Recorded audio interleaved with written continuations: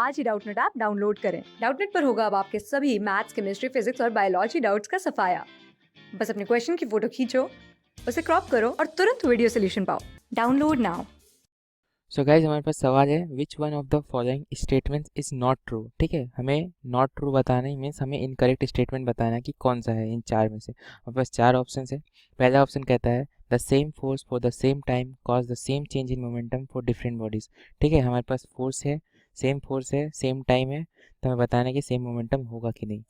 तो अगर अगर तुम फोर्स की बात करो, अगर Newton second law of motion से फोर्स की बात करो, तो हमारा जो फोर्स होता है वो change in momentum per unit time होता है। ठीक है, तो इसको अगर हम इस तरह से लिखें लिमिट के फॉर्म में, delta P by delta T होता है। ठीक है, तो अगर हमारा सेम फोर्स अगर है, सेम टाइम है, तो हमारा सेम फोर्स है, सेम टाइम है, तो ऑब्वियस सी बात है एफ जब delta P by delta T होता है तो सेम फोर्स सेम टाइम के लिए हमारा डेल्टा पी भी सेम होगा।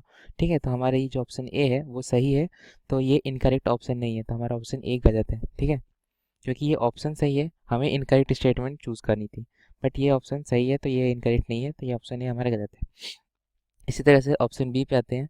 ऑप्शन बी क्या कहता है, the rate of change of momentum of a body is directly proportional to applied force and takes place in the direction in which the force acts.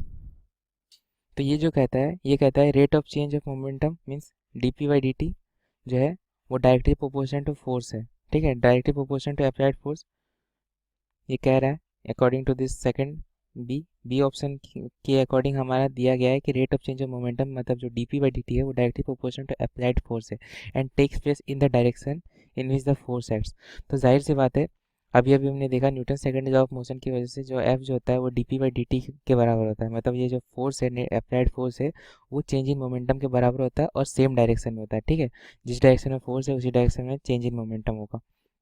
तो ये जो option है वो सही है, क्योंकि कह रहा है कि rate of change of momentum जो है वो directly proportional to applied force है और takes place in the direction in which the force है। तो अगर वेक्टर फॉर्म में देखें तो फोर्स जो है चेंज इन मोमेंटम के डायरेक्शन में होता है, जो कि सही है, और ये जो है change in momentum force applied के प्रोपोर्शनल होता है।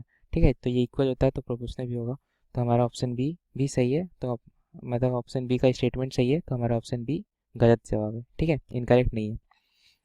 इसी तरह से अगर हम ऑप्शन सी की बात करें, ऑप्शन सी में कहता है the greater opposing force is needed to stop a heavy body than a light body in the same time if they are moving at the same speed. ठीक है, अगर दो बॉडी सेम स्पीड पर move कर रहे हैं तो जो हैवी वाला होगा उसको ज़्यादा फोर्स लगेगा। मतलब क्या है कि अगर दो बॉडी सेम स्पीड से मूव कर रहे हैं तो हैवी वाला जो बॉडी होगा, अगर हैवी वाला बॉडी होगा तो उसका मोमेंटम ज़्यादा होगा। हैवी वाला अगर मान लो M1 हैवी है और M2 लाइट है, तो M1 का जो मोमेंटम होगा P1 वो ज़्यादा होगा P2 से, क्योंकि स्पीड सेम है। तो M1 अगर ज़्यादा है M2 से तो मोमेंटम P1 ही ज़्यादा होगा P2 से। तो इसकी वजह से जो चेंज इन मोमेंटम होगा, चेंज इन मोमेंटम जो होगा वो फोर्स होगा। Change in momentum with respect to time जो होगा फोर्स होगा, तो हमारा जो फोर्स होगा F1 का वो F2 से ज़्यादा होगा। ठीक है, तो हमारा ये जो स्टेटमेंट है सही कह रहा है कि ग्रेटर अपोजिंग फोर्स होगा तो हैवी बॉडी को ज़्यादा फोर्स लगेगा। ठीक है, मतलब ग्रेटर अपोजिंग फोर्स लगेगा हैवी बॉडी को मूव करने के लिए इनके in comparison to lighter body. ठीक है, अगर दोनों सेम स्पीड से मूव करें। ठीक है, तो हमारा जो ऑप्शन सी है, ऑप्शन सी भी हमारा गलत आ गया, क्योंकि ऑप्शन सी का स्टेटमेंट सही है तो हमारा ऑप्शन सी गलत है। ठीक है, तो बचा अब ऑप्शन डी। ऑप्शन डी पे भी चेक कर लेते हैं। ऑप्शन डी क्या कह रहा है कि greater the change in momentum in a given time lesser the force that needs to be applied. तो ये ऑप्शन सरासर गलत है। क्यों गलत है? क्योंकि greater the change in momentum हमने अभी भी जो Newton second law of motion से देखा कि greater the change in momentum जो होता है, चेंज इन मोमेंटम वो फोर्स के प्रोपोर्शनल होता है। चेंज इन मोमेंटम जितना ज़्यादा होगा उतना ज़्यादा फोर्स होगा। हम और यहाँ पे जो स्टेटमेंट है वो गलत कह रहा है कि greater the change in momentum in a given time lesser is the force that needs to be applied. तो अगर D P by D T ज़्यादा है तो फोर्स भी ज़्यादा होगा। ठीक है, फोर्स भी ज़्यादा होगा। अगर ये ज़्यादा है तो ये भी ज़्यादा होगा। ठीक है, बट ये स्टेटमेंट गलत कर रहा है कि अगर greater the change in momentum है तो जैसा द फोर्स होगा, तो ये ऑप्शन इनकरेक्ट है। सॉरी, ये जो स्टेटमेंट है वो इनकरेक्ट है। तो ये जो हमारा ऑप्शन डी है वो इनकरेक्ट ऑप्शन है, तो हमारा ऑप्शन डी सही होगा। ठीक है, क्योंकि ऑप्शन डी हमारा इनकरेक्ट ऑप्शन है और हमें इनकरेक्ट ऑप्शन को चूज़ करना था, ऑप्शन डी हमारा सही हो गया।